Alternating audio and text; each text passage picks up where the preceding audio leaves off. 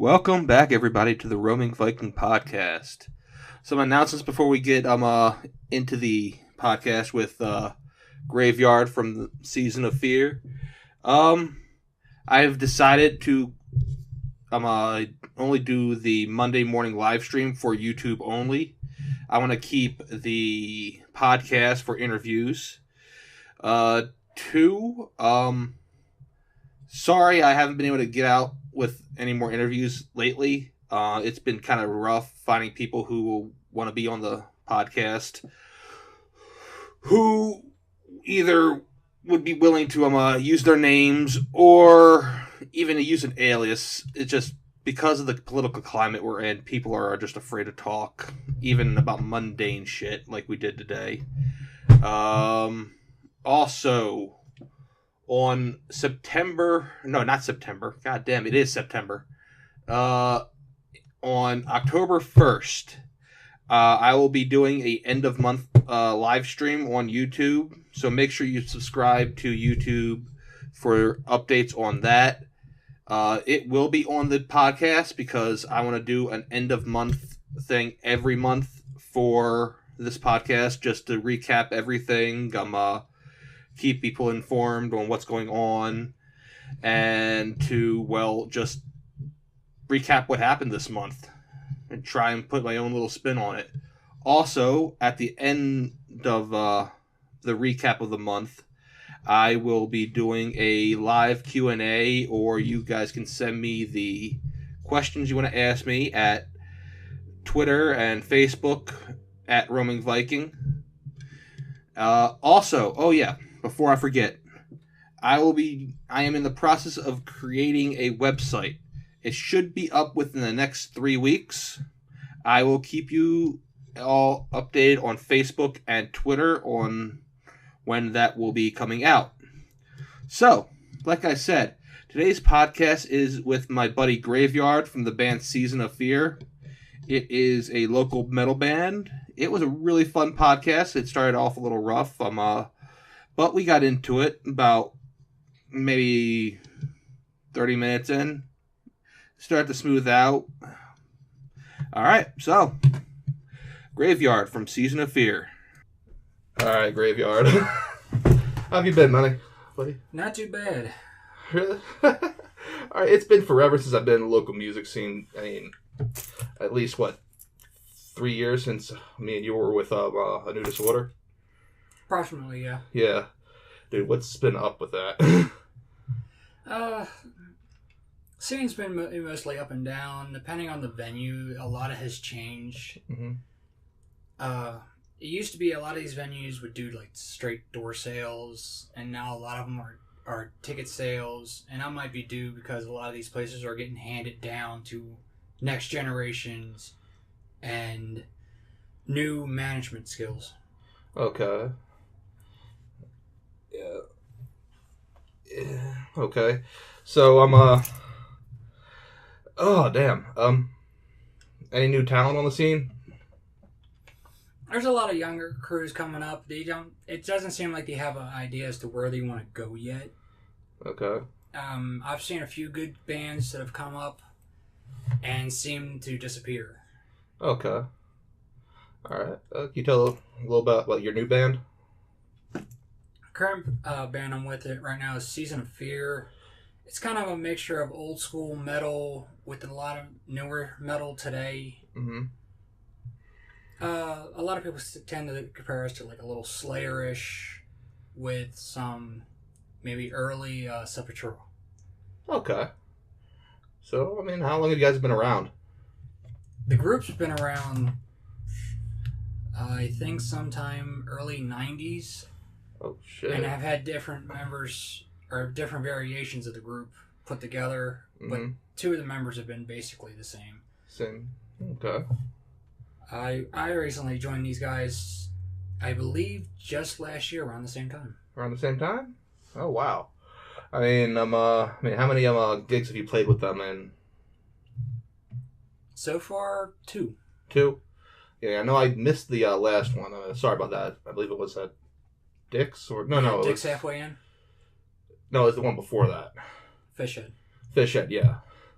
And unfortunately, I work every Saturday night from like Yeah. 9 p.m. to freaking 5 a.m. So it's like, dead half the time. Yeah, which is pretty understandable. There was a lot of people who wanted to come to that show because it was convenient to them and just couldn't make it out because of work. Yeah. I mean, honestly, I wish I didn't work at night anymore, but it pays the bills, man. It's understandable. Yeah. Oh, shit. Shit. I'll tell you one thing. I really miss being in the music scene. I mean, I was really big into it before I helped you guys out with crap. Disorder. A new disorder, because I went to the bar Cynics right on Eastern Boulevard, and I was there like 3-4 times a week. I got to the point where I was like getting in for free every night. Yeah, that was another one of those places. It was a great venue, had great opportunity. It was just mismanaged. Oh yeah, I have to give you that one. I mean, when you pay $10 and you get a pitcher for the entire night, I loved it, but I'm gonna drink under the table. Unfortunately, that's definitely been one thing that's changed with a lot of these places. It doesn't matter what venue it is. It seems like the price of their drinks have just gone right through the roof. Yeah. I mean, I personally drink Guinness, and a lot of these places, it ranges from $5 to $10. Yeah. And I can go down to a liquor store and get a 6-pack for about $10. Yeah, I mean, I drink Guinness too, but I normally wait until like the winter or St. Patrick's Day because it's a really heavy beer. But mostly I drink like Yingling, and even that's like ranges from like $4 to $7. And for some reason they consider it an import even though it's made up in PA. That makes no sense to me. Yeah, it's an import to the state. Yeah, but so is Coors, so is Miller, so is every other fucking beer, unless it's brewed right here. Yeah, I mean, even the local beer, which I've tried it one time, I took one sip and handed it off to a buddy and said, this is nasty. Which local beer? Natty Bow. No, I'm not a big fan of that. I mean, I like going down to Red Brick for their dollar beer night, because they have some really good beer there. My favorite is probably the Red and the Spooner Stout. Both absolutely amazing. I mean, I've tried a couple of locals. I believe Flying Dog is a newer local one. Oh, Flying Dog's been around for a while. I think at least 15 years. Yeah, they've actually spread out a little bit more, because that was one of those names. I never really heard it until I started seeing their trucks, their delivery guys. Oh yeah, they're everywhere now. Yeah, and it's not a bad. It's just that's definitely one for certain people's taste. Mm-hmm. I mean, it's like Guinness, and I like it. I know a lot of people who have tried it and passed on it. Yeah, I mean, honestly, I can't wait for the Guinness factory to come down to outside of Southwest Baltimore. I can't remember that area. They're supposed to be building a Guinness factory. Yeah, unfortunately, they're only brewing the American Blonde there. Damn. And I've already tried it, and I don't. That's another one I don't care for. That's way too bitter for my taste. Nah, it's goddamn. Brew the stout. Holy shit. That's bullshit. They might later on change up if they find that what they're brewing there is not meeting their cut. Yeah. Well, yeah. Hopefully they do, because I would love to have the stout right there. It will possibly mean less money for us. Yeah. Oh god damn. Shit ton of hurricanes. I don't know. My god. And nobody wants to get out of the way. They need better names for them. Yeah. It'll at least make them sound like some of the bosses from the old video games. Make the names fit the storm. Yeah, I mean, or just go with like some metal names like Hurricane Slayer. But that instead of Irma, it's like, oh, Slayer's coming. Fuck, get out the state. I mean, I had some friends down there who didn't want to evacuate until it's like right on them. Then it's like, oh fuck, it actually is going to hit us. Yeah. It's like, wow. I mean, I was even impressed at the size of how bad Irma was when even Disney World said, take those things down, take those spires off the towers, and we're going to try to save as much of this park as possible. Yeah, that's crazy because Disney won't shut down for anything. Yeah, I believe this is only the 5th, 6th time they've shut down history. God damn. They really want that money, don't they? Yeah, I mean, look at Disney products themselves. They started buying up Marvel and some of the superhero series, and now they bought up Star Wars. Yeah, I mean, I don't. It's like I don't mind that they're buying them up, but when it comes down to Star Wars, they're starting to change the storyline a little bit. Cause I'm a big Star Wars fan. I absolutely love it. Been watching it since I was like 5 years old, and I thought they were actually going to go with like the book versions of it. Because Han in the books actually has twins, Jason and Jaina. And Jason eventually grows up to become a Sith Lord, takes over the entire universe. Jaina, what she did, in order to kill her brother, went to go train with Boba Fett, who actually escaped from the Sarlacc pit, and actually got thrown in like 2 more times by her dad. And pretty much trains with Boba Fett to learn how to kill her brother, then eventually kills her brother. It's a much better storyline than, oh, they're back on a sandy fucking planet, and they're going, oh, they have to destroy another Death Star. It's like, really? Really? And I mean, it's happening to everything. Everything's becoming remakes, and like Jumanji. Yeah, I mean, I can understand with you're taking a book and turning it into a movie that you're not going to get everything in the book into that movie. You got to cover at least the basic details and the important parts of the book. Mm-hmm. What I'm finding with a lot of these remakes, though, is they're straying away from the story. Mm-hmm. I mean, I remember watching the original Ghost in the Shell movie. Yes, it was an animation, and it followed the, I believe they call it a manga over there. Yeah, it's manga. Their storyline closely. But when they decided to do the live action, they cut out portions of that story which kind of left it like blanks. Like, all right, wait a minute, what happened here? What happened there? Who's this one? Because he added characters in there that weren't a part of the original story. Okay. Then I see they're doing a remake of Blade Runner. Oh, no. That's actually a sequel.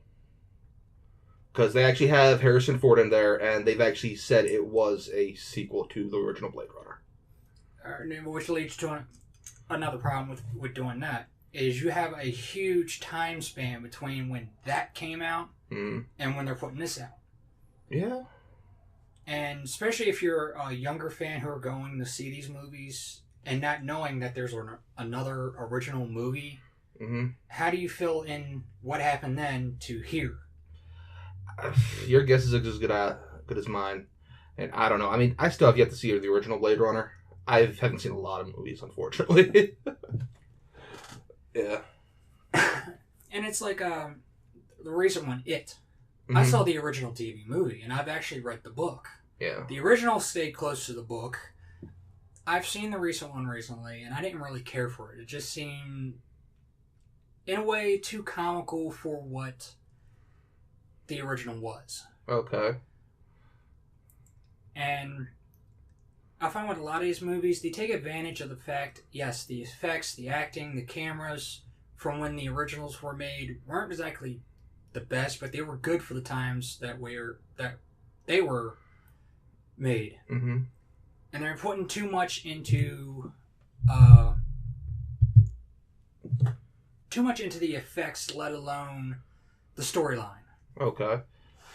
Wow. Yeah, I mean, with the advance of modern technology, yeah, I understand that you want to remake a lot of this stuff, but just because you have the technology doesn't mean some of the stuff you should remake.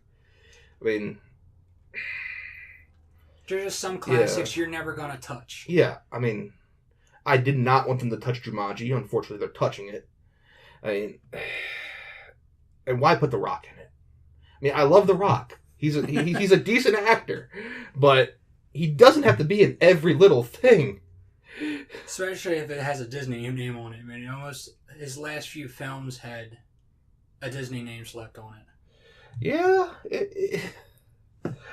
My God. I mean, he's now the top paid actor in Hollywood. I mean, at around $10 million per film. Minimum, I think. First of all, why the hell do you need to be paid that much for a movie? I mean, that makes no sense, but yeah. All these fucking remakes. I mean, I understand what Disney is doing, making live action of all their animated features, because that actually makes sense. In a way, I really don't care for remakes of live actions because when you do an animation, there's certain things in animations you can get the characters to do or pull off without anybody really questioning it. When you start making live actions of certain animations, there's going to be a point where even the special effects can't pull this off or that off. Yeah, true. Even though I think they did a pretty good job with Beauty and the Beast, other than them fucking up Lumiere. I mean, I love Ewan McGregor. He was great as Obi-Wan Kenobi, but he cannot pull off a French fucking accent. I mean, goddamn.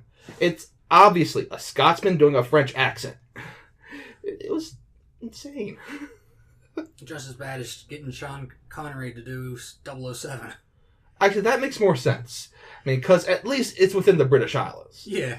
But as heavy of a Scottish accent as he's got, trying to get him to speak clear enough English without that accent being present is a little difficult. It was more like Sean Connery in Hunt for Red October. Yeah. A Scotsman playing a Russian. That made no sense. But then again, Sean Connery, so who cares? We're going to go see whatever he's in. I wish he would come back. Yeah, he's definitely an actor where he's going to be tagged with those certain characters that only he can pull off. It's like yeah. Jack Nicholson. Mm-hmm. He's always going to be labeled as the psychotic, off the wall characters. Yeah. You can try putting him in a serious role, and somehow his performance will twist that character a little bit. Yeah, I mean, with everything that I've seen him in, he somehow twists the role to psychotic. Mainly because I think he is psychotic. Yeah. I mean, it was the same way with like Jim Carrey and Robin Williams. Mm-hmm. They're comedian actors. They love to perform with that goofball style they have. Mm-hmm. The few serious roles they've actually had, they were pretty good on it, but it just was not them. Yeah, well, honestly, I think Robin Williams did a lot better than Jim Carrey with stuff like 1 Hour Photo. That's scary as fuck. And Patch Adams. I mean, I think those two were really good, like, serious roles for him, and he pulled them off amazingly. Yeah. Wow. Shit, I can't believe he's been dead for, 6 years? 7 years? Somewhere around that. Yeah, I mean, goddamn, depression kicks your ass. I mean, I know from experience with that one. Yeah, I mean, it's with comedians, it's one of those things that nobody really notices because they're so busy making everybody else laugh around them that nobody really notices their own suffering. Their own mental states. Yeah. It's like they use their suffering to alleviate everybody else's suffering. Yeah. And nobody notices because it's just how they are. Yeah, I mean, I did an episode a few things back about my own little trouble with it. I mean, I got hit upside the head a few years ago, and it put me into a whole downward slump. It was before I helped you guys out with the new disorder. And about the same time I met Joey and all that nice stuff at Walmart. And honestly, just being around you guys just helped me stay afloat, just barely. I mean, I'm surprised because you guys are fucking insane.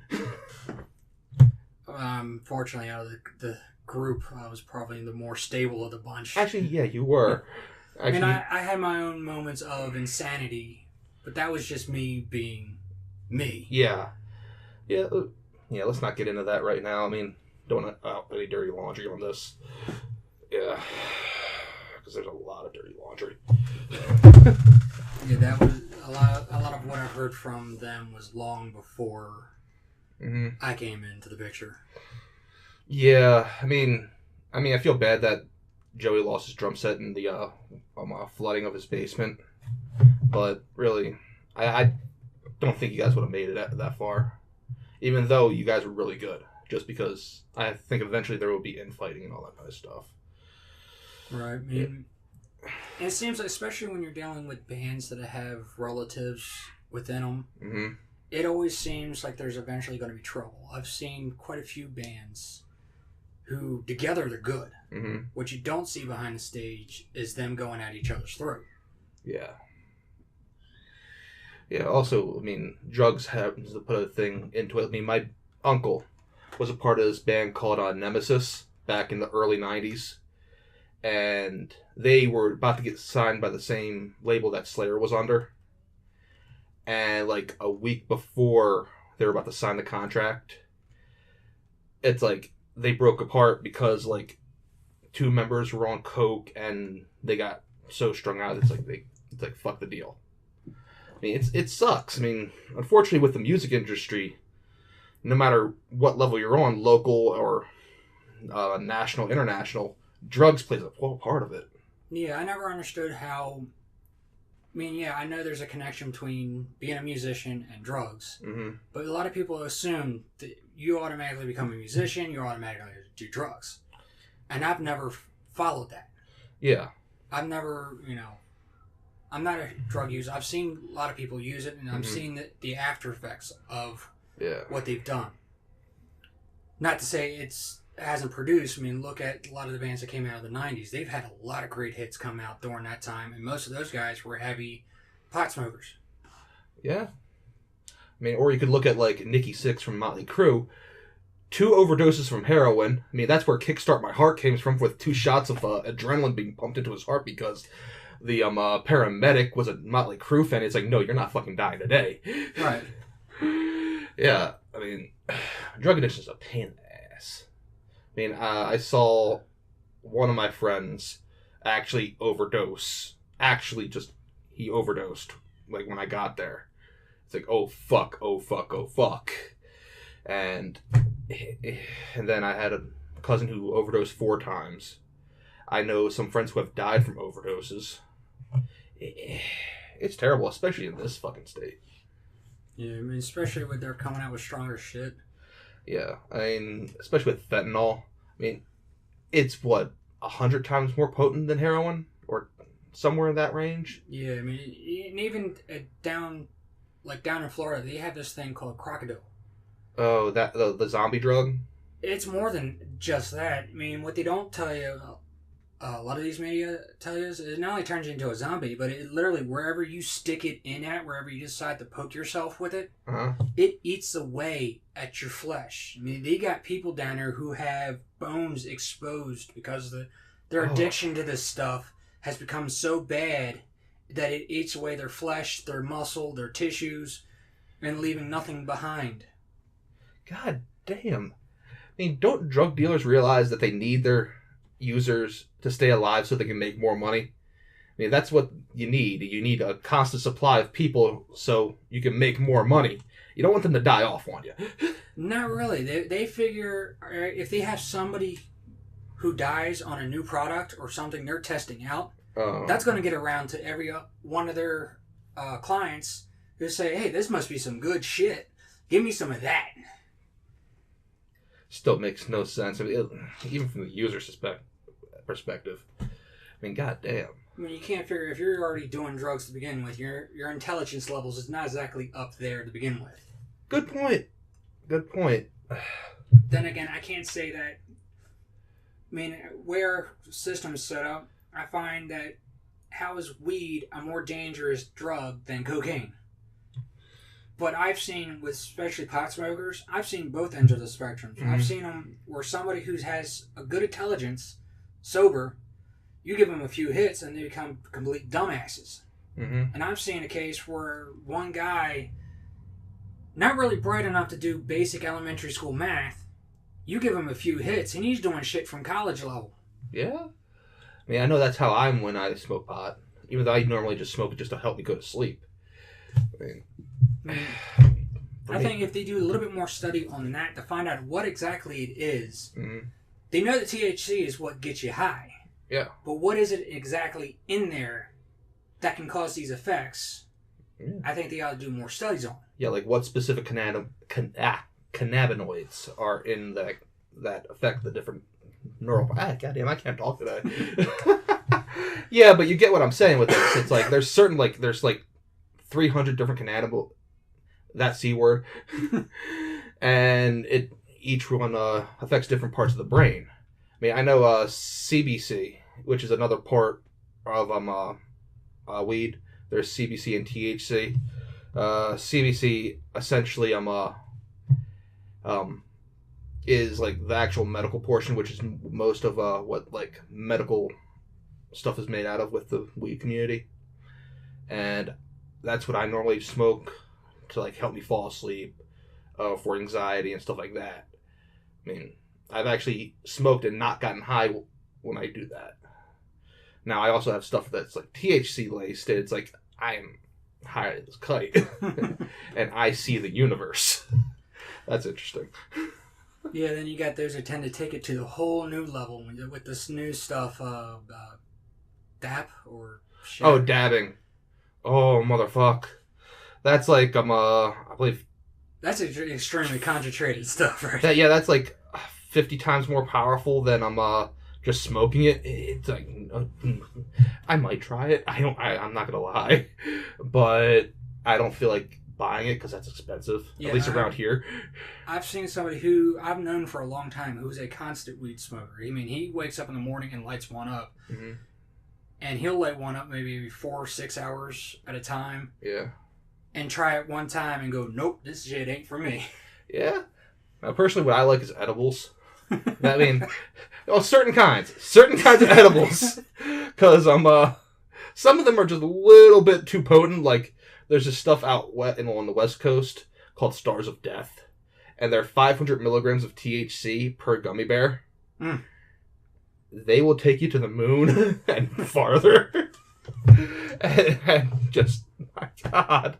Yeah, when they say they're a specialty candy shop, they're a specialty candy shop. Oh, yes. I mean, I love the West Coast. I mean, they have all the good stuff out there. I mean, I wish I could have spent some time in Colorado when I was out there, but I was running out of money and I ran out of time, so I had to make a beeline straight for home. So you save enough to get home or spend a few more days here? Yeah, I mean, right now I'm trying to pay off all my bills. I mean, once all that's paid off and I have money saved up, I plan on moving out there. I mean, maybe out to like Nevada or something. I mean, where you don't have to pay state taxes because the casinos pay for damn near everything. Yeah, plus brothels. Can't go wrong with that. It doesn't hurt to visit the bunny farm every now and then. Yeah, the bunny farm, the Silver Star Ranch. Also, they just legalized weed, so it's like, all right, you know what? Okay. And plus, they're like, you have to be like 50 miles outside of Vegas for them to be running that. So, and I don't plan on moving to Vegas. I mean, just no. You pick a nice spot in between.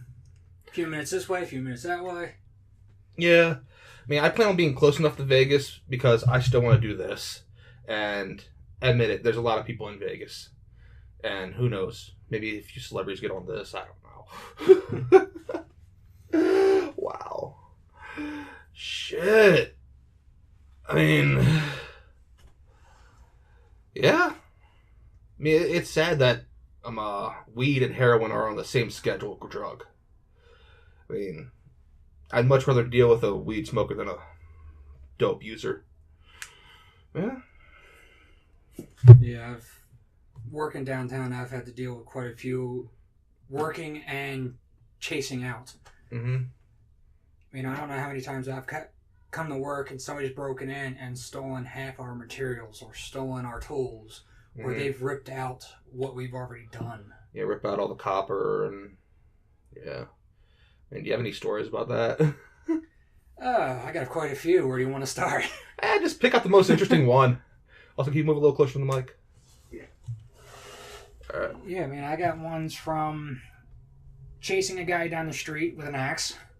Oh, God, what happened there? It started like a few weeks before. We caught a guy who broke in like hours before we're due to be there to start working. Mm-hmm. Kicked him out, told him if he ever came back, I would cut off his damn hands.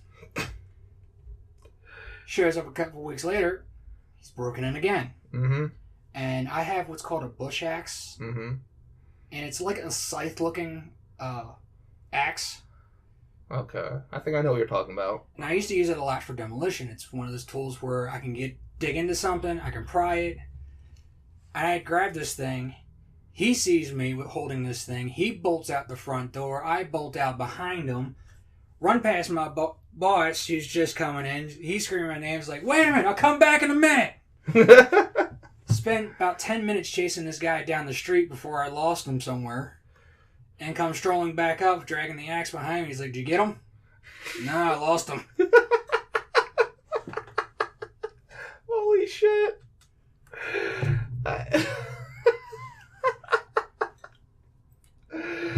My God. I've actually gotten a free tool out of it one time. I'm in a project doing some demolition, and I hear banging, what sounds like banging at the door. And I pop my head out the front window. There's two guys trying to cut through the lock, not realizing I have it bolted on the inside. Oh, God. They got the blade coming through the door. Uh-huh. I take a pair of vice grips, clamp the blade, which causes them to jerk. Mm-hmm. I quietly undo the bolt on the inside and wait for them to start going at it again and drop kick the door, sending one guy into the street. One guy is flying down the road. He says, screw you, you're on your own.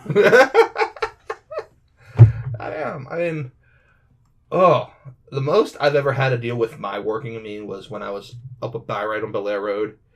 And it was back when you could actually tackle shoplifters. And we had this junkie going around trying to steal a few cupcakes. And they had me go around the front just to cut him off. And he started running towards me, so it's like, tackle him. I mean, that's the most I've ever done. And then we took him out to the back and rode him up. Didn't even bother calling the police. But he was banned from the store from that point on. That's the most interesting story I have from working. Yeah, I've seen different levels of that. I mean, I was doing scaffolding. I'm using a grinder and power cuts out, and I look down. There's two guys running with the generator, still running, just hauling ass down the road. It's like, fucking, I'm too high up to chase these guys. Yeah. My God. And when they're drug addicts, I mean, they'll do anything. They'll get desperate. Oh, yeah, I know. Trust me, I know. I tried to help one of them and ended up being out a few $1,000s off of that. So it's sometimes you just leave them be and cut them off. I mean, I go to stores where there's always beggars who claim they're not drug addicts, and you can look at them and go, right, you're not a drug addict. What's all these marks here? Yeah. Why are you twitching? Yeah, personally, I like the ones that stand on the road. It's like, I actually saw this one sign. It's like, I'm not gonna lie, I just want to get high, and that's what he had right on the sign. It's like, you know what? I respect that. I'm still not giving you money. I respect your goddamn honesty. Yeah, I know people who work for some of the local convenience stores who at least once, twice a week have to call the police to get write-ups for restraining orders or banish orders to keep them from coming back to the store. And all they do is just go right up to the next one. Yeah, I mean, shit. If they just legalized weed in this state, the amount of addiction would go down dramatically. I mean, just look at what happened with Colorado and Oregon and Washington. The minute a few months after they legalized marijuana, their rates of addiction dropped by like almost 50%, and they're just continuing to drop. Yeah, because people are moving away from the harsher stuff, realize no matter what they have, no matter how much they have on them, they're going to get in trouble for having that. But they get caught with a little bit of weed, nobody cares. Yeah. Well, also the fact that weed actually works better than most opioids in a lot of cases. I mean, pain management is one of the things that weed is actually really good for. I mean, I think I have like arthritis coming on in my hands just from being hit in them so many times from stick fighting. And it helps. Granted, I'm out and I need to hurt somebody for more, but hey. Yeah. Oh my God. Yeah. Shit. So, you have any gigs coming up? Unfortunately, we don't. We're looking for a replacement at the moment. Our one guitarist just quit. He's starting his own little project right now, and we're not sure if we're gonna bring somebody new, somebody former. Mm-hmm. It's one of those things we're still discussing, and we want to see what we want to go from there. Okay, so you guys need a new guitarist.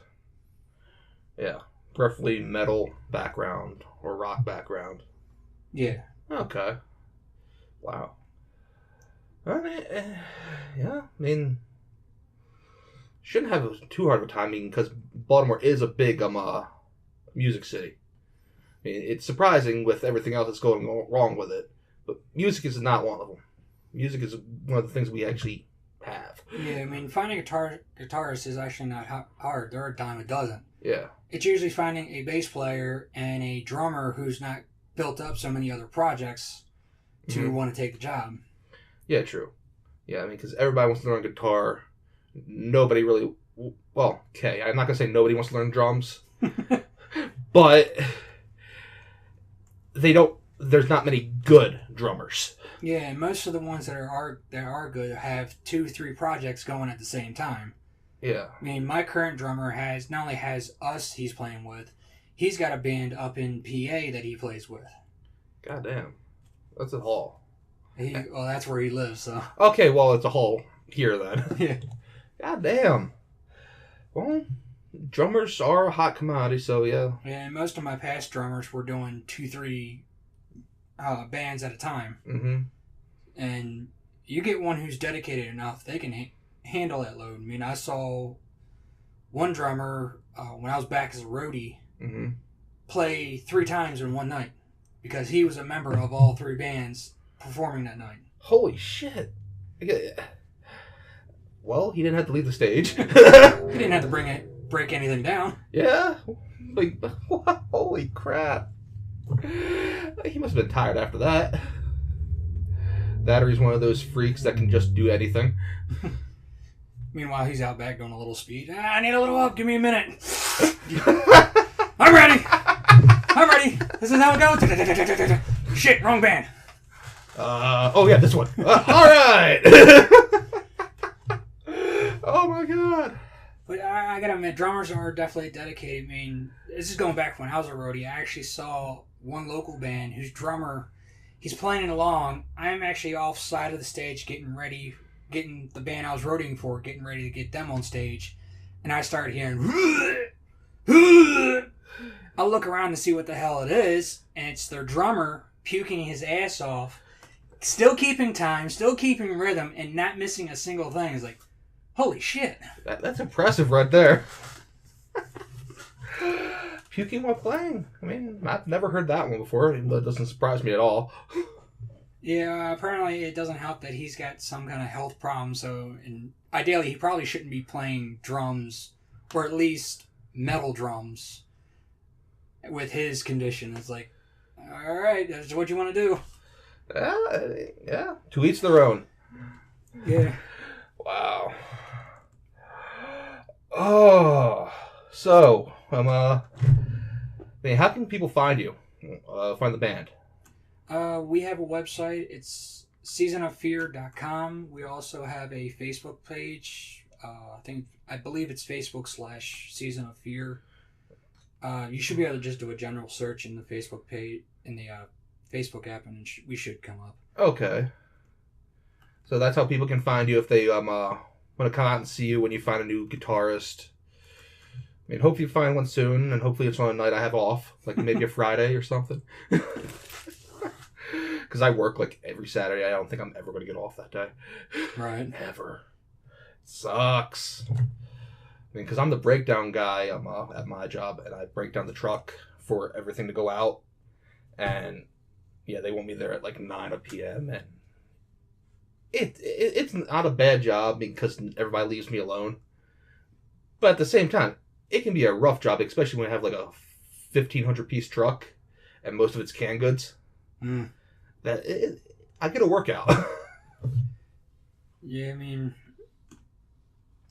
I've had a few of these jobs where especially in the construction, where you're working in old buildings, trying to put new stuff in, and you don't have the luxury of an elevator or lift to get 50, 60, even up to 80-pound items from first floor all the way up to third and fourth. Mm-hmm.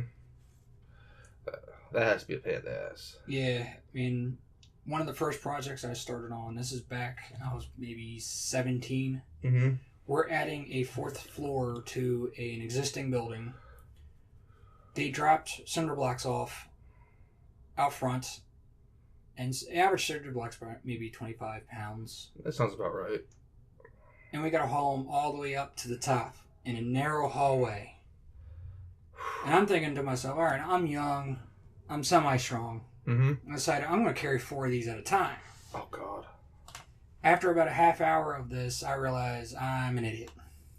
Well, that's beside the point. Yeah, I know this. So, yeah, that's a pain in the ass right there. Oh. So, with all the construction jobs you did, I mean, I know you do some restoration projects. What's probably one of the best restoration projects you've been on? Ooh, I gotta say there was a project on Utel Street. Older home, probably 1930s, 1940s. Still has a lot of the original fireplaces, woodwork, the hardwood floors. The problem we were running into was the ass end of this building was literally falling off. Okay. We literally had to just deconstruct 3 floors of the back end of this building and rebuild it back up and make it look like it was original. Okay. So we had a hard time, you know, we got to pull joist, we got to pull facet pieces. We had to pull the windows without breaking glass. Oh, damn. We had to pretty much save as much original pieces to get back in there as possible without killing ourselves, because we had no room to really set up. We were in between a fire escape. There's like a smaller building in the back. And very, very tight space. So it's literally trying to get everything apart, replace what needs to be done, and put back as much original material as possible. Wow. Especially in this area, they're very strict on how the exteriors look. Okay. Historical society of especially Baltimore City, they dictate as to what color you can paint stuff, what kind of windows you can use, how the fronts are laid out, whether or not you can replace marble or granite steps. I mean, they're literally strict. I mean, we had one project where we wanted to put a new light fixture just in the front of the building. And because it was too modern, they fined us for it. Wow. Now, what dictates, if you know this, what dictates a historical building by their standards? I mean, what, 100 years old? 75? It comes down to area, architect, because there are a few buildings that are only, for when they were built, the architects, whoever they were for that time, were pretty well known, and everybody wanted their buildings or wanted to design their buildings.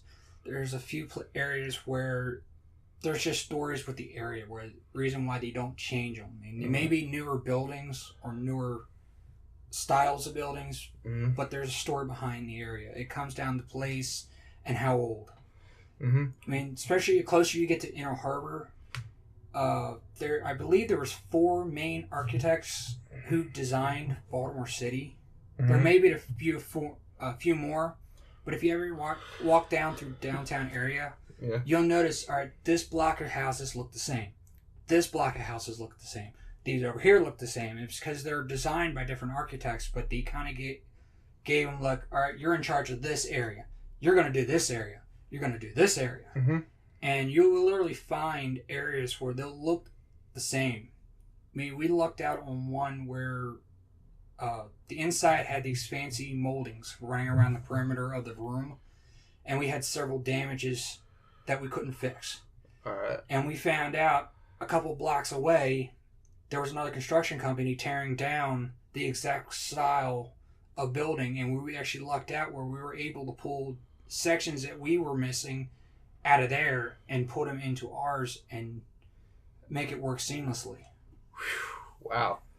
Now, how would like these restoration projects go?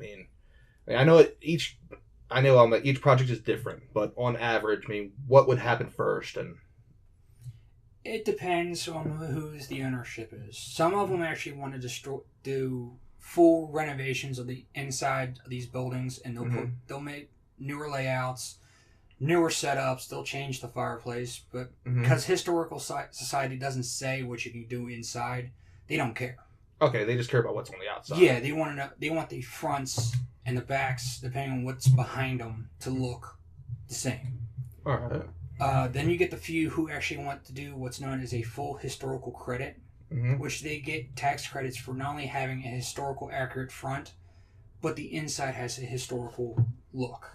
Well, they'll actually go to the record hall and look for as old or as far back to original blueprints that they can get.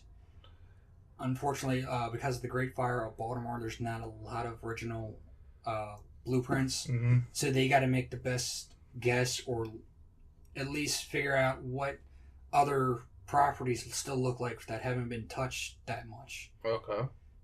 Especially the older ones, you find there is a time period where they used to take what used to be a single person's mansion and turn them into a apartment, and they'll put dividing walls in there, and a lot of people try to figure out, all right, this wall's not original. It looks like there's an original wall here, no longer there, and they'll literally bring back the house back to its original layout or form. Wow. Which it costs a lot of money to do that because you're digging around for things that are no longer produced. Yeah, or you're trying to reproduce things that are no longer reproduced. God damn. Yeah, because people have gotten lazy nowadays, everything is done by machine.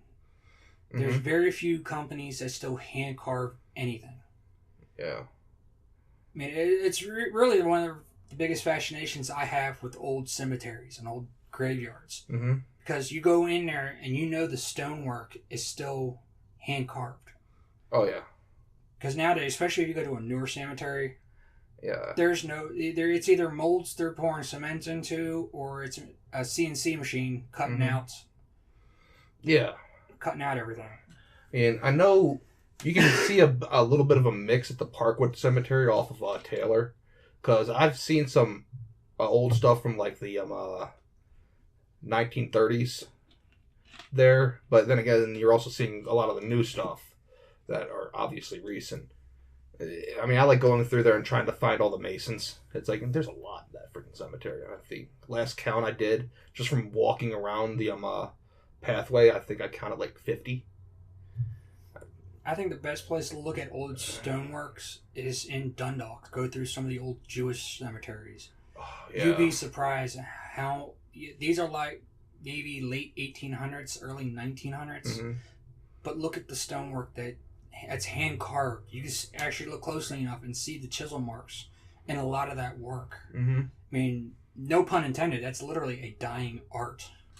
Yeah, it is. It's been a really long time since I've been to a really, really old cemetery. I think the oldest one I did go to was somewhere in PA. It was like back when I was a teenager. I can't remember exactly where it was because I've lost a lot of memories from that hit to the head. But the freaking artwork on some of these things, especially the statuaries, absolutely amazing. I got my nickname because of an old graveyard. A place I lived wasn't exactly the best neighborhood. The playground, I was literally right next to my house, was razor blades, needles, just general garbage. You didn't want your kid playing there. Yeah. And from where my apartment was, looking out the back window, I saw this old cemetery, mostly from the late 1800s into the early 1900s. I used to play there all the time. Okay. And it turns out, on the other side of the woods, they can see into it. And when I started going to the school, there was a kid who apparently used to see me play there who recognized me and started calling me the Graveyard Kid. Okay. And time went on, he just dropped the kid off and just started calling me Graveyard. Well, that's one hell of a nickname right there. Yeah, well, I find I've had several different nicknames because it turns out people really don't like calling a younger person a place of the dead. So. I don't see a problem with it, but okay, yeah. Yeah, let's see.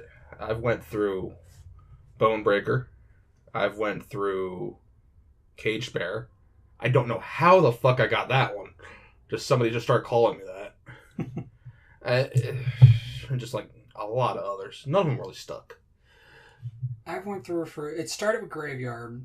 And actually, this is usually how I can tell how long I've known somebody. Graveyard was my original. Sometime late elementary, I'd gotten named Mick. Uh-huh. And I think that was mostly because I had a teacher who didn't want to use my nickname. And there was like 5 Michaels already in the same class. Oh, God. I got into high school, and because of dental problems, I actually had an extra set of teeth. I had a set of fangs on the roof of my mouth. Mm-hmm. And somebody I went to class with, who apparently he's into snakes, knows of a particular type of snake that actually has 2 sets of teeth. Uh-huh. And started calling me this, whatever the name of the snake is. I don't remember what it is, but I know I couldn't pronounce it. And he just started calling me Snake. Okay. And once I got out of high school, I was using Snake for a while, and it turns out there's too many people who have that nickname. Yeah. And I actually know one person who will not call me by that name because he has a close friend of his that already has that nickname. And I kept thinking to myself, you know what?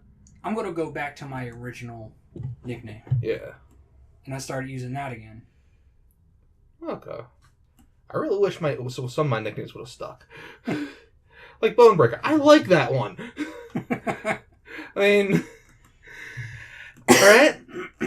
It was before I had broken any bones. Because the only bone I've actually ever really broken was my leg. And that was an interesting story. I ended up falling off of a log into a creek. And it was during a scout camping trip. And we had a lot of the like Weeblos, they're part of Cub Scouts there. All the parents thought that it was a drill. When they were trying to get me out of the ravine, thinking that, oh, okay, they're putting on a show for us, okay. And then they see the ambulance, it's like, oh shit, that's real. Yeah, they did a good job. All the kids stayed. Because I know they can handle a freaking situation, but... Yeah, unfortunately nowadays I've been in too many situations where it seems like everybody around you is falling apart, freaking out, or they're just plain going nuts, or if they're stupid enough, just standing there videotaping the whole damn thing. It's like, put the camera away and come help. Yeah, but most people are idiots, or they're just petrified with fear. I mean, especially growing up when I was younger, it was always expected for, especially boys, to get bruised up, get bloodied up, get scratched up, and nobody questioned it. Yeah. And I pretty much learned first aid firsthand without having taken classes or anything else, because between me and all my friends, we would get bloodied, scratched. Yeah, I mean, about the same for me, because I'm only, 2-3 years younger than you, I think. Because I graduated, 2006, you were, 03 or something? Yeah. Yeah, I'm only 3 years younger than you. I'm part of the same generation. I remember when you could actually have a fight in school and not get suspended for it. Man, I remember getting in a fight before school, going to school with a big black eye, nose bloodied, and teacher not say anything, and not even call my parents. Yeah. My brother went to school one time. He's one of those types that you just grab him the wrong way, and he easily bruises. Mm-hmm. And next thing we know, we got to deal with child services. The school's freaking out. We're under investigation. It's like it's in his medical records and in his school records that just poking him will cause him to bruise. Yeah, that I understand, but there. Yeah, the way schools are now, it's stupid. I know from working in schools, that they're taking things way too far.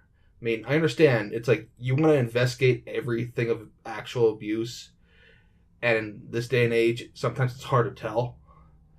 But I've been on substitute jobs where kids have told their teacher, it's like, yeah, I watch porn with my parents. That's a form of fucking abuse. Like, they're watching porn with their kids, and these are freaking second, third graders. It's like, what the fuck? Yeah, say that for high school. Yeah, I mean, and at the same time, it's like, you see someone flick another kid, it's like, you gotta report it. Which is probably the reason why this newer generation that's coming up is so fucked up. Because they don't know what an ass whooping is. No, not a lot of them need it. You know, when I fucked up or did something wrong, I wasn't taken to a corner or taken somewhere else to have my ass whooped. My mother used to whip my ass right there in public. And nobody said anything. Yeah. Nowadays, you smack a kid on the shoulder or on his hands, you got people calling the police. Yeah. It's insane. And you wonder why these kids don't have any respect for anybody. Yeah, I mean, I know when I lived out in Arizona, I mean, and these kids are only like 10 years younger than me, at most, and I can't even get up near them because they're fucking afraid. I mean, these are like legit social justice warrior kids who get like participation trophies and shit like that. The kind that would actually join Antifa because they believe that you calling them an asshole is a freaking aggression. It's stupid. Yeah, the whole participation thing. I can understand if the kid is mentally or physically handicapped. Mm-hmm. The whole give them an award just for trying. Yeah. Because those are the ones that actually physically or mentally, they're not capable of doing that, but the fact they've actually tried is one thing. But if your kid's just a lazy little piece of shit... He doesn't deserve a participation trophy. And, and that's going to lead up to later in life where they're expecting just to be given something because they've done it and not going to get it because they didn't do whatever it is they were supposed to do, achieve, or whatever. Mm-hmm. I mean, I know in some schools, at least college level, some teachers are actually saying, you know what, give yourself your own grades. And my word means nothing, essentially. I mean, I've never been to these classes. I'm glad I've never had these classes because I would have gotten up and left, even though it would have been an easy A. And trust me, I needed that A. But yeah, I mean, it's also one of the reasons why I'm not in school anymore. It's like, I was going to go to Towson. I mean, aside from financial troubles. But the major I was going to go into communication. And just after talking to some people, it's like, and their viewpoints on different shit, it's like, really? I mean, the only way I can describe it is like severe left wing, like Antifa level left wing with their viewpoints. It's like you can't say anything that's against what they believe. And damn, I did not want to get into politics, but it looks like we're getting in there. Yeah, that's politics and religion is one of those things you do not want to discuss with me because I will argue with you on some of this stuff to the point and either look it up yourself or I'm just gonna walk away from you. Yeah. Well, luckily for me, I actually look shit up that I don't know. Yeah. Unlike some of these assholes. I mean, it's especially currently you get these Black Lives Matters that accuse you of slavery. It's like, my family wasn't here for that.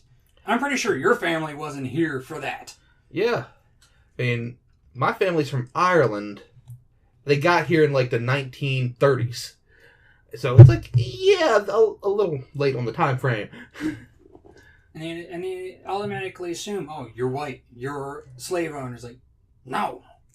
I mean, how? The one guy they protest against, Lee, he was anti-slavery.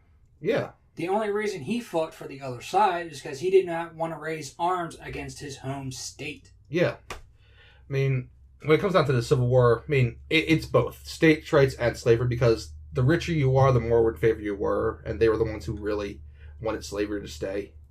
I mean, the rich fuckers that pretty much want to enslave us today. But the ones on like the lower level, like our level, most of them were conscripted, or they believed in states' rights. Yeah, it's insane. With all these idiots that think the Civil War was just about slavery. Yes, it was a factor, but it wasn't the only factor. Yeah, I mean, which shows the level of their education. Mm-hmm. I mean, especially nowadays with this program, No Child Left Behind, which is complete bullshit. Mm-hmm. It pretty much stays whether your kid passes or fails, he's moving on. Yeah, don't get me started on these education things, because I can give you a lot of information on that. On No Child Left Behind and Common Core, because both of them are bullshit. No Child Left Behind pretty much says, oh, you did enough work, Jimmy, and you're on to the next grade. Even though he handed in one piece of work the entire year. Yeah, I mean, that whole program started, I believe, just as I was coming out of middle school. Mm-hmm. When I heard about this and started looking, I was like, man, I could have half-assed it through high school, but after my first summer job, I was like, nope, I want to take myself somewhere beyond what I just experienced. Mm-hmm. And looking back as to a lot of people I graduated with from my class, and looking around, I was like, how the fuck did this guy get passed? Or how did he get a diploma? Mm-hmm. It's like, there's no way in hell half my class should have been up here.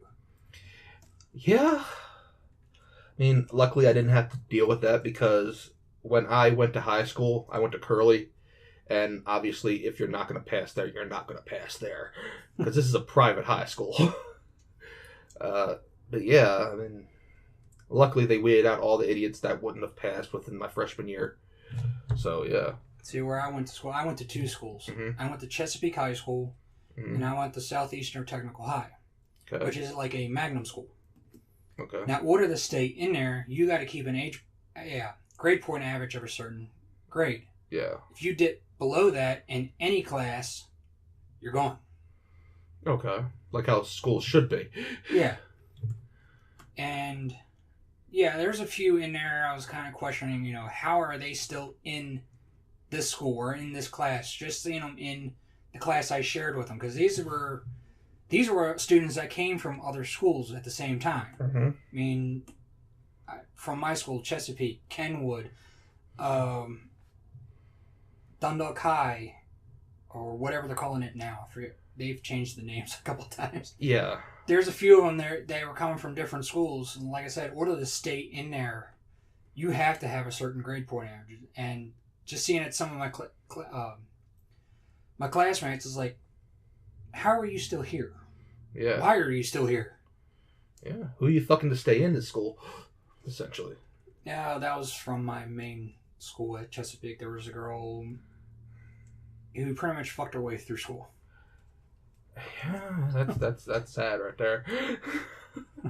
Yeah, I can see fucking your way through college, but yeah, she tried that on me. I told her to go screw herself, and she probably did. Yeah, I used to call her and her friends the hoe train. Goddamn. All right. Well, what it was is they used to walk one behind each other down the hallway. It's like, there goes the hoe train. Oh, goddamn. I really wish there was women in my high school. That's one of the bad parts about going to an all-guy high school. There's nothing. I mean, even with having a Catholic high up the street, it's just like, I needed a distraction every once in a while. And there was nothing there. But I tell you one thing, my imagination got really fucking good. Oh my god. In a way, I miss high school, but at the same time, I don't. Because it's like, I miss not paying bills. That's the only thing I miss about high school. It's That's the one thing they don't prepare you for. Yeah, they give you an education on everything else, but once you're at those doors, it's like, oh yeah, we forgot to tell you, you got shit you got to do. It's like, how do I survive? How do I write it? Well, when we graduated, it's like, how do we write a check? How do we do our bills? Well, that's the one thing I find nowadays. They don't even teach kids nowadays how to do certain things. You don't teach them how to do cursive anymore. No, they don't. I mean, they stopped that when my younger brother was in high school, and this was somewhere in around 2008 that he really stopped. 2008, 2009, right in that area. That's when they stopped teaching them handwriting cursive. And yeah, they now in some schools they now consider that a art class. It's not art. It's not art. I mean, when I was going to my regular high school, I took it was like a general art class which touched upon everything. It would talk painting, sketching, photography, calligraphy. Mm-hmm. And the calligraphy portion of it, I actually got real into, and it used to be part of my signature. I used to have this real fancy signature, but because everything's electronic now, when you get used to doing something with pen and paper, you can do it. Mm-hmm. You start signing those digital pads and everything. Yeah, it's like fuck it. Yeah, my signature is now ruined because of that. Oh, maybe so is mine.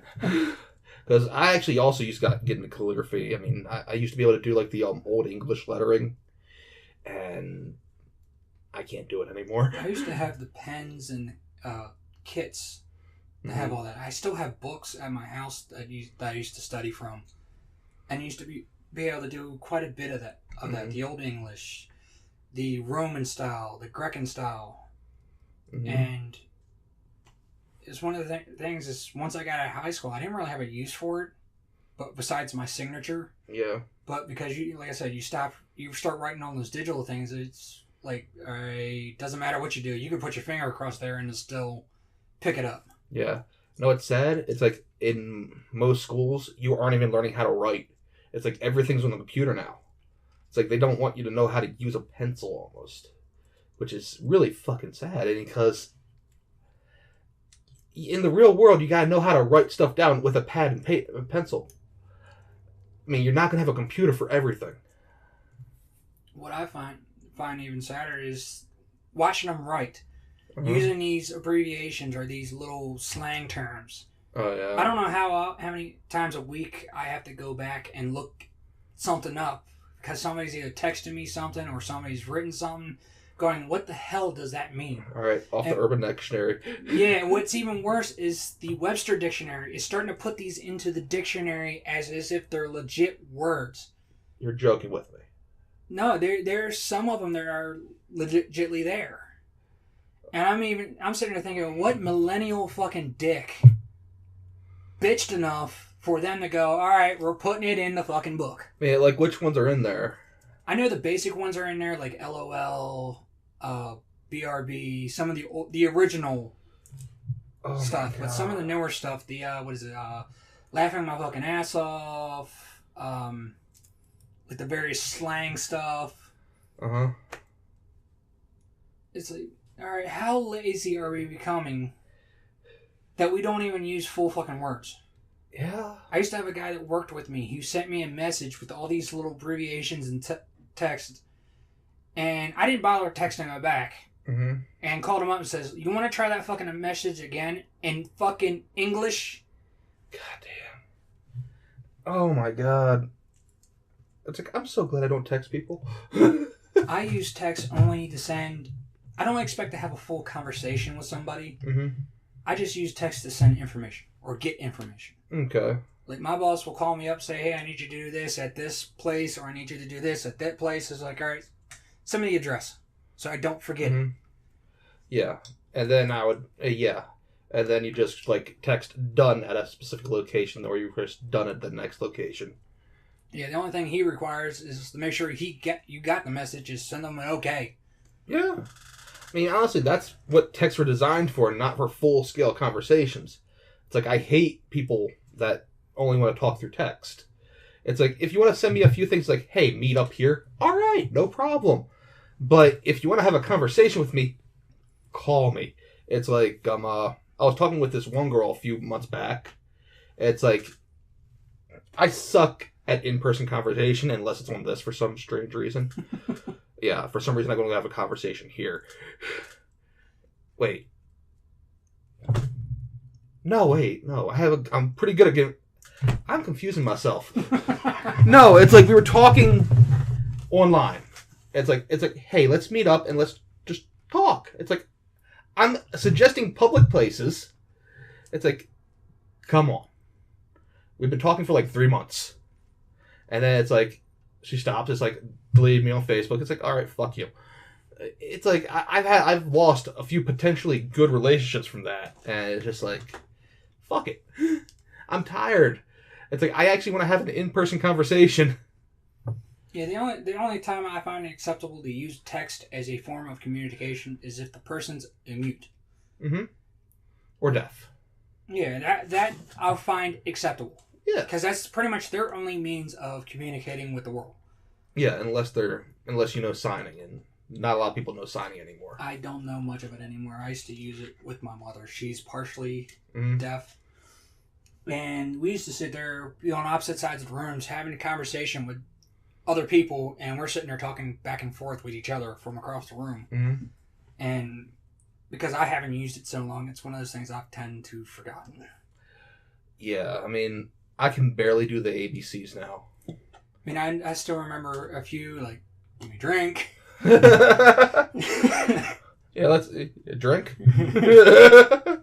A bottle of Jameson right there if you want some. But, yeah, a lot of these schools stopped teaching this shit. Mm-hmm. And it's like, all right, what are they going to do if they run into something like this, or they have no other choice? Like, mm-hmm. I can imagine if the whole cell phone system goes down or the internet goes down. Oh, mass riots. You're going to have a bunch of kids standing around with their thumbs up their ass trying to figure out what the hell to do with them. It's like, but you know what? They'll actually see what's around them. It's like, oh my god, this is what a car looks like? I've only seen the inside of it. It's like, I remember going camping as a kid. I didn't need a whole lot to go camping. I might take something to go fishing, a tarp for a tent. Mm-hmm. I didn't take an actual tent. I just took a tarp and some rope. Yeah. And something to start a fire. Yeah. Maybe a knife. Well, yeah, you kind of need a knife when you're camping. And that's all I need. I mean, me and my friends used to go for weekends or weeks at a time if it was on our vacation. Mm-hmm. No parent around. Yeah. Just go camping. And I hear about these people who are going camping now. Oh, they got to take the RV. They're going to lug this out there. It's like, you call that camping? That's pretty much just taking shit from your house out in the wild. Yeah. They call it, well, the official name for it is glamping. So, yeah, I would love to see what these people would do if you took all that shit out of there, or away from them, and just dump them in the middle of anywhere. Yeah. Honestly, I just like taking a hammock out in the woods and I'm good. Well, a hammock and a knife. Yeah. God, I mean, last time I went camping, I was in Arizona. I'll tell you one thing, if you want to go real camping, you go out to the west. That's where you have all the public land. I mean, we camped in this area where a wildfire had passed through about 10 years earlier, and the growth was just starting to come back. Absolutely amazing. Unfortunately, my phone ran out of battery, so I couldn't take any pictures. But absolutely amazing. I mean, just seeing a field of like dead trees, but then you see like the ferns starting to come back. I think the best place I've done it is just as after graduation, me and a bunch of guys decided one last together before we get real jobs or hit the real world. We go up to Western Maryland, up in the Panhandle, up in the mountains. Oh, that's a good place. We're up there. There's no cell phone signals. You got the faint hint of a light from a nearby town, like far in a distance. We're up there, we're camping, and just seeing the sky, the way it's lit up. That's the thing you don't see from a lot of these people who go to these recreational parks or these local places. They can call themselves campers. You're not really going to see the beauty of a sky. Yeah. Goddamn. That's one thing I miss from camping. Because I remember my first time actually really camping in the woods. I was in West Virginia. I was sleeping in the middle of this field, and a meteor shower came overhead. And it's like, oh my god, that's what a meteor shower is? I didn't even know that was going to happen. Granted, it was also back in like 2003 or something like that. And it's like, oh my god, this is absolutely amazing. And nobody, at least on the East Coast, if you live in the cities, gets to experience that. Because unfortunately, a lot of the land around here is private, and you got to pay to go onto it. Yeah, I mean, there's still some places where you can secretly go onto. Yeah, I mean, I know those places too, but officially, it's like you can't go onto these places. I mean, I'm pretty sure the place we camped was somebody's private yard, but unless they felt like really tracking out there to come after us to get off their land, we didn't bother anybody. Yeah, just don't destroy the land.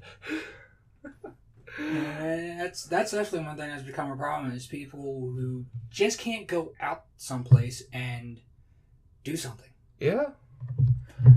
And yeah, I mean, especially in Baltimore, it's like in a lot of places in Baltimore, you can't step outside their house without getting shot. I mean, we're on track for getting over a murder a day, and we're probably going to get more than that.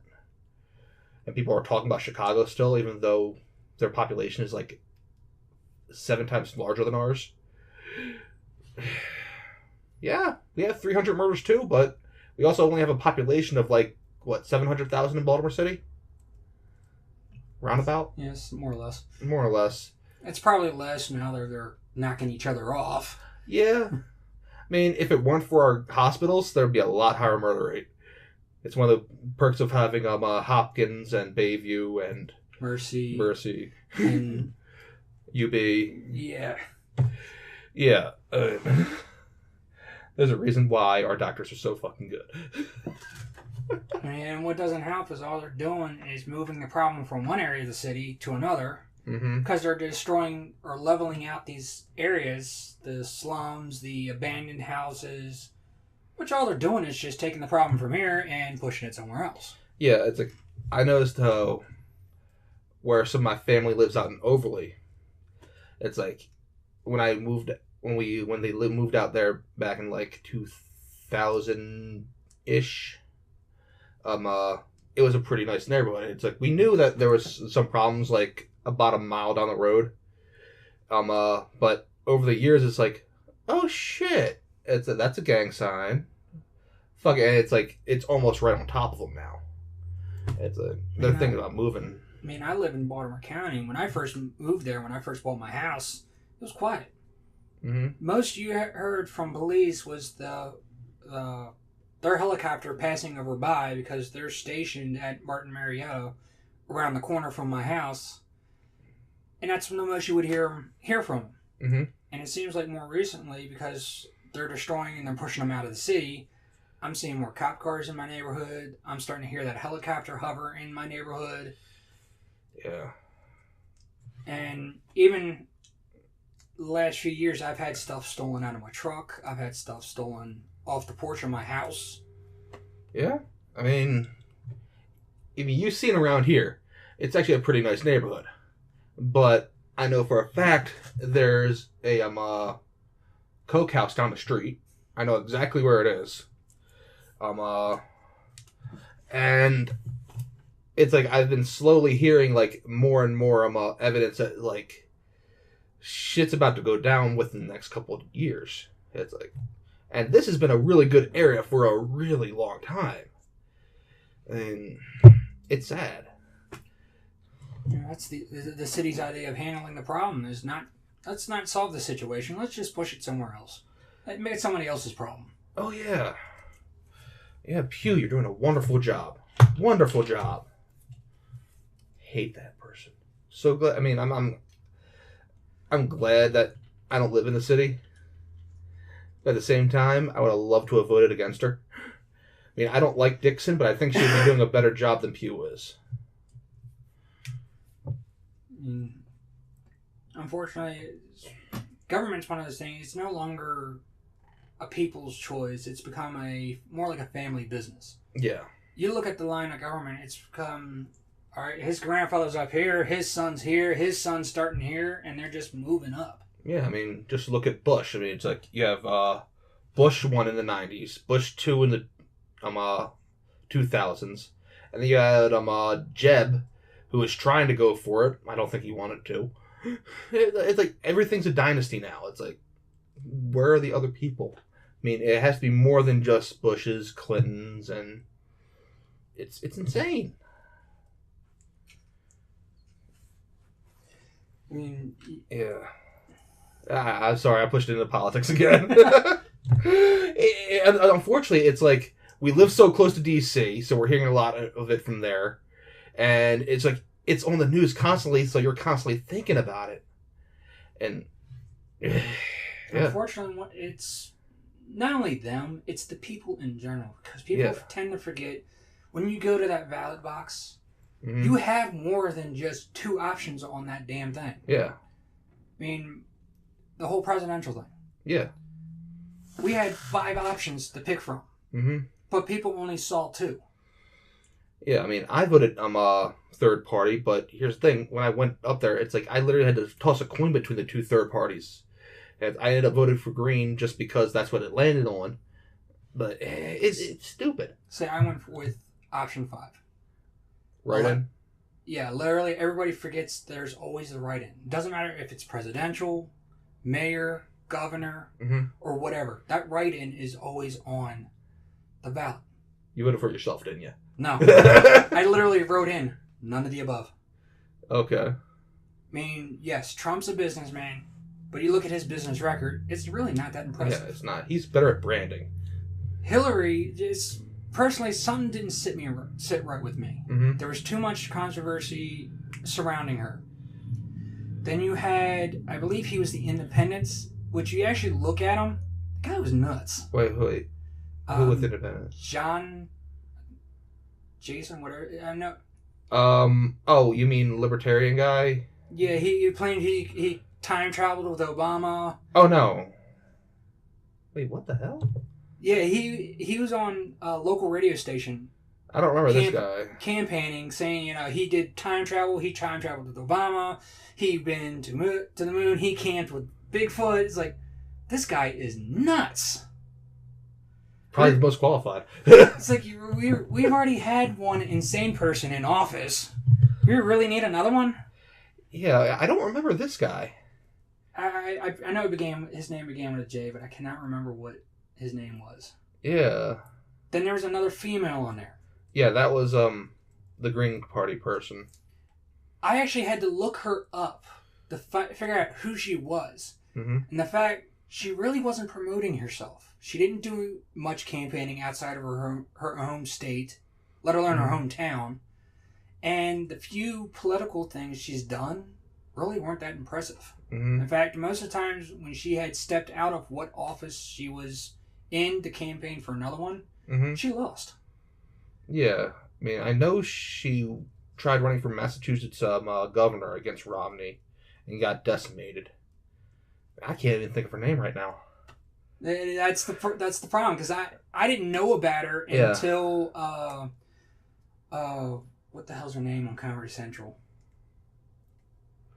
Huh. She's like one of those late night Samantha Bee. Oh. She had mentioned her and talked about her a little bit, and I still didn't know who she was, and I actually had to go back and actually look her up. That's how I found out about her. Mm-hmm. It's like, none of these people on this ballot are... valid. Yeah, they're not suited. So I literally went in, I voted everything else on that thing. I just literally wrote in none of the above. Because I didn't think any of the candidates were really qualified. And that's the one thing of people, when you go to that voting poll, they think they either got to go left or they got to go right. Mm-hmm. They don't remember that option is always on the table. Yeah. See, the only reason why I voted third party is because when they get 5% of the national vote, of the popular vote, is they get federal funding. It's like, and I want to see a third party, like, rise up. That's the only reason why I voted third party. Man, what's funny is if you look at some of the smaller, like mayoral or governor in some other states, you know the candidates suck when you lose to an animal. There's a few towns that have a mayor and a cat mayor. I've heard about this. It's like, oh, shit, I can't remember where they're at, but yeah, I've heard about this.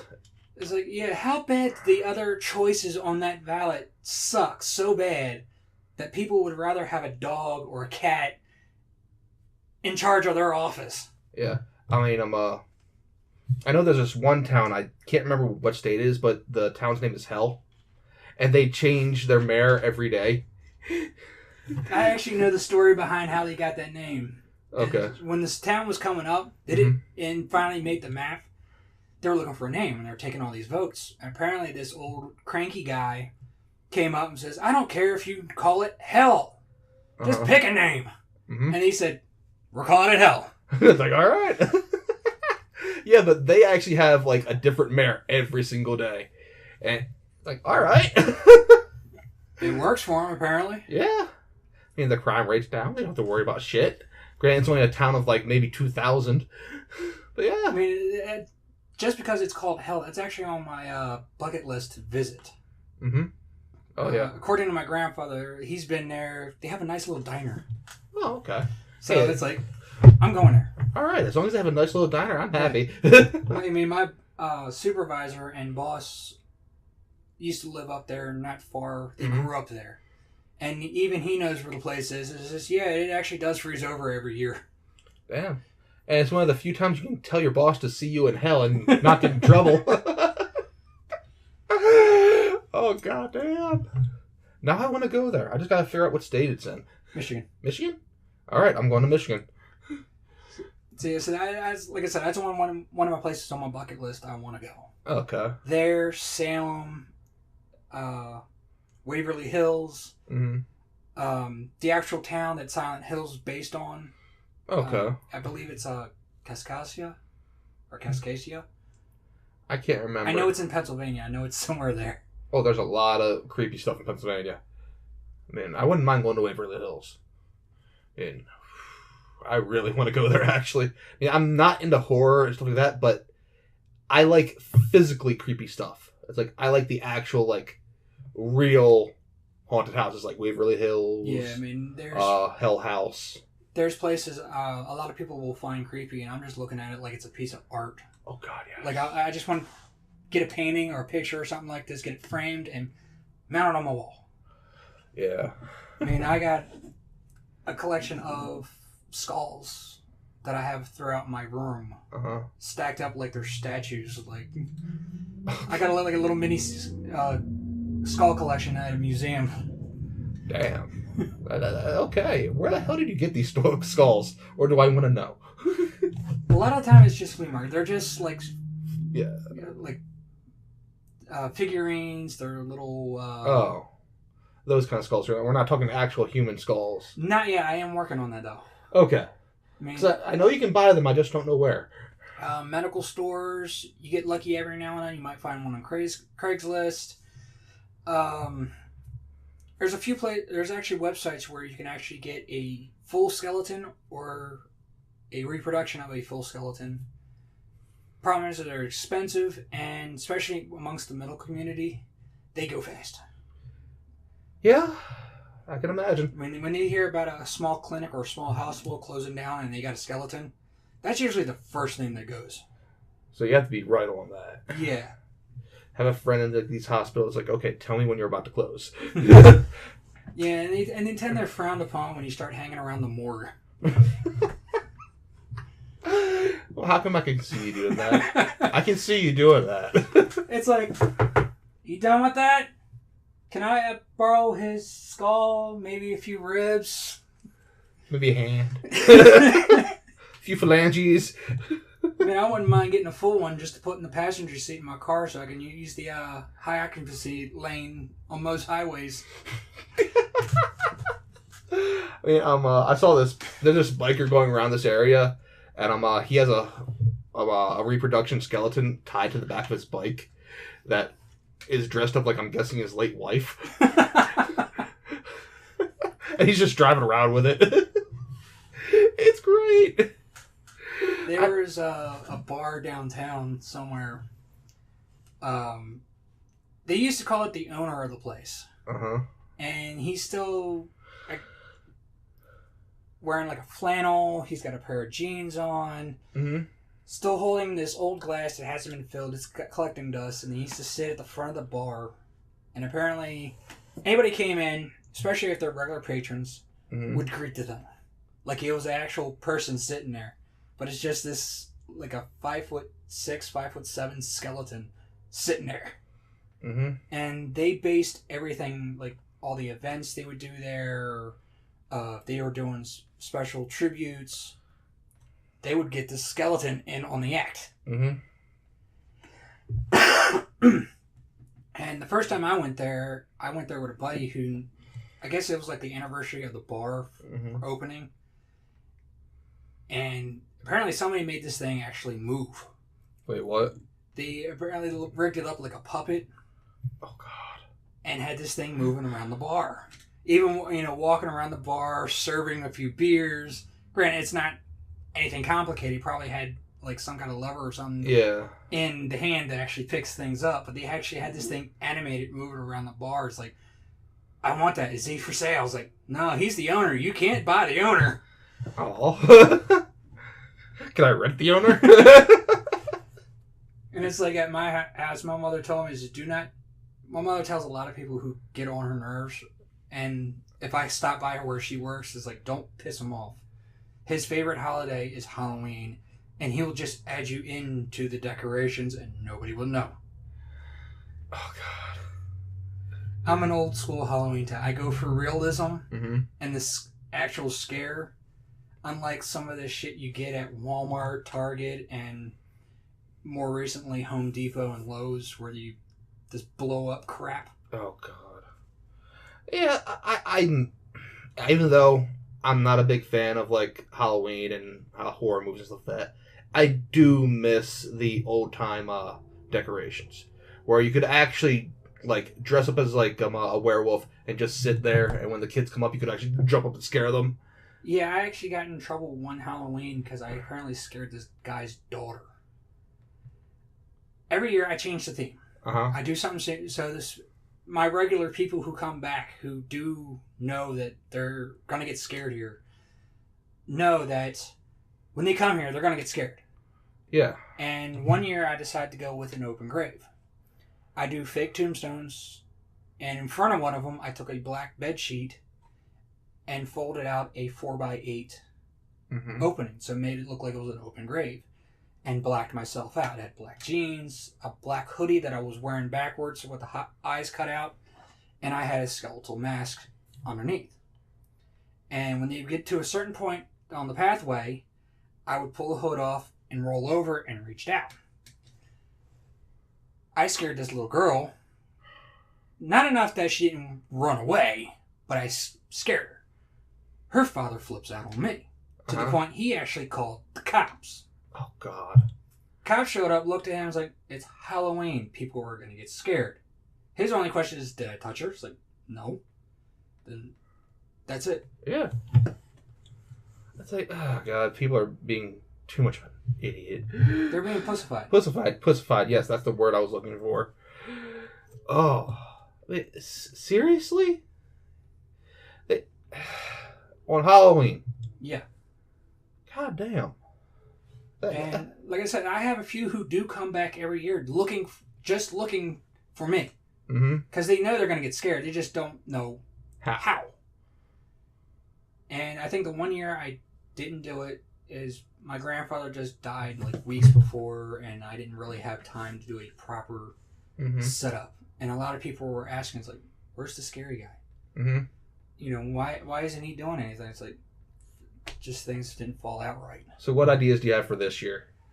I don't know. I mean, it seems like every year I'm getting less and less visitors. And I don't... If I do something, this would probably be the last year. Okay. I would do it. Okay. So honestly, if this is your last year, go out on top. Go all out. See, I don't want to be like... I have a guy who lives a couple doors up from me who... He also does the scaring, but he does the same thing every year. He gets his chainsaw without the chain in it and like a Jason mask or some kind of mask and chases the kids up the street. And I try not to do that, especially me being on the end and the main road being right there. Yeah. I don't want to chase a kid out into the street. If I scare him over the fence or into the back of the yard, that's one thing. Yeah. But I try to do the themes every year differently. That way, all right, I was over there this year. Where's he at this time? And it's like, I keep him guessing. Mm-hmm. I mean, I literally got coffins on my porch and on my deck. Okay. Not just these cheap ass plastic, put tab A into slat V kind of coffins. These are hand built. I built them myself. I built them to my measurements. And you can actually be buried in them. Oh. Wow. Okay. Honestly, what I think we should do this year, if it's going to be your last year, you should figure out a way to get a pulley system. Be on top of your house, like dress up as like some sort of like bat demon or something like that. Or just your face. And then when they come down, then you just jump down. It's like, ah! I thought about that the first year I was there. Because I actually had trees in my yard. Mm-hmm. And I had to get rid of them because they're dying. Yeah. Doing something like that, but I don't have the trees or any way to actually do anything to support that. Yeah, but admit it, that'd be a great final year type deal. I was thinking about doing loosen a couple boards on the deck, because the deck pretty much sits right on the ground. There's mm-hmm. space underneath where I've had to flatten out to get it level. Mm-hmm. Loosen a couple, hide underneath, and just pull like an old Jason horror movie, come crashing through the boards kind of deal. Ooh, that's a nice one. But you can really only pull that off like once or twice. Every year when they were regular, they were spaced far. The groups would come in spaced far enough apart. I can reset every time. I mean, the best one I think I've done is I played a mannequin. Okay. I had on one side I just built my first coffin. It wasn't complete enough for me to actually sit in it. Uh-huh. But I had propped it up on one side of the porch to make it look like, all right, somebody might be in there. Meanwhile, mm-hmm. I'm standing on the other side still. I have my face done up. In front of me, I have a boiling cauldron. With it's like one of those faux fire cauldron things mm-hmm. underneath of it. I had used an old end table, some foggers, some misters I had thrown into water, and I'm standing there still. Everybody's mm-hmm. paying attention to that, not looking at me, and they would go up to try to see if it was open or come or knock on it. And I had scared one group so bad they actually jumped off the wrong side of the porch into a bush. One of them actually fell down the steps. Oh God. And that group actually does come back every year because they know there's something's going to happen. Mm-hmm. And it's like, that's the Halloween I grew up with. That's the Halloween I miss. Same here. I mean, that was the whole premise of Halloween. You get the shit scared out of you, you get candy, you go home. Yeah. I mean, even with the getting candy part, it's like, I remember when I was growing up around, it's like I came out down here to trick-or-treat because the area I lived in pretty much had nobody. So I came out here. I mean, this is my grandparents' place. When I was growing up, every single house you could go to for like candy. And you could go like to 3 or 4 different courts. I would actually literally bring like 2 pillowcases and I would fill them to the brim with candy. Now it's like there's maybe 3 houses here that do it. Maybe a couple houses down the road. It's like nobody's even giving out candy anymore. Let alone scaring people. Yeah. Yeah. And especially holidays nowadays are too commercialized. Oh God, yeah. I mean, I just visited Costco not that long ago, and they already got Christmas crap out. It's like we haven't had. I believe we haven't even hit Memorial Day at the time. But there's no Halloween decorations, there's no Thanksgiving stuff. There's like, why are we skipping over all these holidays to get to this one? What's the rush? Yeah. And I find especially Halloween stuff, there's too much plastic, there's too much blow up, in some aspects, you got too many places that are just kind of like making it too slutty. Yeah. Yeah, I don't mind that for Halloween, but I'm tired. It's like, and honestly, I don't mind the sexy Santa on some people, but yeah, it is getting a little bit too sexualized and shit like that. Yeah, it's like, all right, they're focusing too much on one area of this whole thing to realize, wait a minute, what about this side? Mm-hmm. Like you said, there's not a lot of places that are giving out candy anymore. Like, what happened to all that? Yeah. I mean, when I first moved into my house, I wanted to do it to the point where you come in one side of my yard, have to go around the entire house to get to the other side before you got to your candy. Mm-hmm. And I had thought about this, even started a little bit until I started losing kids, Mm-hmm. and the traffic started slowing down to the point where I just kept it simple, where if you make it through the whole thing, by the time you get to the end, you're not getting a little piece of candy. You get an entire bar. Yeah. Now, if you wanted to wuss out, yeah, you could beat somebody at the beginning of it and get your little candy bar and move on. Mm-hmm. But just that one year I was scaring the kid, getting the cops calling me. Even when I first moved in, my mother and my brother moved in with me. Mm-hmm. And we used to alternate who took my brother trick-or-treating. Yeah. And I still would dress up. Yeah. Yeah, I'm taking him around. Still dress up. And I would still find an opportunity to scare the hell out of a kid or two. Oh, goddamn. Honestly, I haven't dressed up for Halloween in so damn long. Hell, I don't even need it. Halloween as an excuse. I still do it. Yeah, you I know. remember the whole... Oh, I remember the face paint. I remember your get-up on stage. I actually went to a pool tournament like that.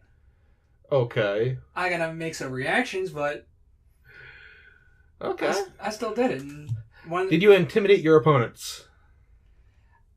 The team I was playing at the time loved it. They thought it was funny. Okay. Apparently, some of the neighboring teams at some of the other tables weren't too happy with it or too thrilled. I mean, hell, there's several pictures of me with some of the referees just gathered around me taking pictures. I mean, I even stopped on the way home that night at a convenience store and had some guy ask me if he could take my picture with his kid. He's like, come on. I have no problem taking a picture with somebody. Yeah. That's awesome. Oh, shit. That reminds me, I haven't played pool in a long time either. I haven't done a lot of shit in a long time. I need to get out more. Oh. But yeah, I used to love playing pool. I mean, I used to play it all the time when I was like 16, 17. Yeah. I didn't start playing pool until I was after 21, and that's because I lost a bet and got dragged into it. Okay. I was told if I lost, I had to join the team. So it's like, all right, join the team. It started off all right. Wasn't really great. Mm-hmm. Took a few years off. Got asked to join another team. It's like, I'm getting tired of sitting around here. I might as well get out and play. Mm-hmm. And gotten better over the last few years. Now my only goal is to, because I can use a vacation, is to get my team from here to Vegas. To Vegas? I don't care if we went out in Vegas. I just want to get from here to Vegas. Yeah, you just want to make it to that game. Yeah. Okay, I mean, and how do you get to that point? I mean, I don't understand the pool league system. All right, the pool league system is pretty much set up is during the course of the season, you either need to hold first or second. You go down to the green room to determine which of those two make it to the triannuals. Mm-hmm. Third and fourth, or what they call third and wild card, face off to see who makes their triannuals. From there, it's the first set of triannuals. You must win all three. Okay. You win all three, you go into double elimination triannuals, Mm-hmm. which means you have to lose 3 times before you're done. You get past that, then you make it to the Vegas level, which they pretty much get APA, who I play under, Mm-hmm. pretty much gives you, here's your prize, make sure you're out there by this time, here's enough money for a flight, a hotel, but you're responsible for booking all that. Okay. Wow. I mean, then how far have you guys gotten? We This team, I've made it as far as the second set of triangles. Okay. Come close, but got eliminated. All right. Which by that time you realize a lot of, especially, they call them sandbaggers. These are people who are probably underrated for what they are. Mm-hmm. But then again, you do get a few of them who hit this level and really want that prize. Yeah. That do play to their full skill level, full potential. Oh, wow. Damn. So just getting to that point is the difficult part. Okay. Huh. Okay, well, now I know how the pool system works. And whenever I play now, it's just like, I can get to the point where I can just piss the other person off. It's like, I will purposely block shots on them. Yeah, defensive shots have never been my strong point. I mean, it's something I've recently started doing because my coaches get on me all the time for not doing defensive shots, not doing banks. It's like, all right, I need to work on this. I know with me, one of my biggest faults is I use draw a lot. Mm-hmm. I can make that ball stop or come all the way back across the full length of a table, but I can't use a roll. I can't use a left or right English for shit, or I overdo it. Okay. But for whatever reason, I've taken to the draw. All right. So you got to work on like everything else except for that. Yeah, I'm decent control and speed. Mm-hmm. I can do somewhat of a set my next shot up.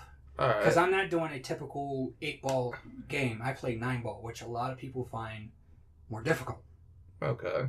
Which 9-ball is basically you have to hit your balls in numerical order, but you can't touch any other ball until you hit your target ball first. Okay. Unlike 8-ball, which is as long as you hit your ball, it doesn't matter. Yeah. Just stripes are solid, sink in your color or whatever it is. Yeah. Yeah, and don't hit the 8 in first. Yeah.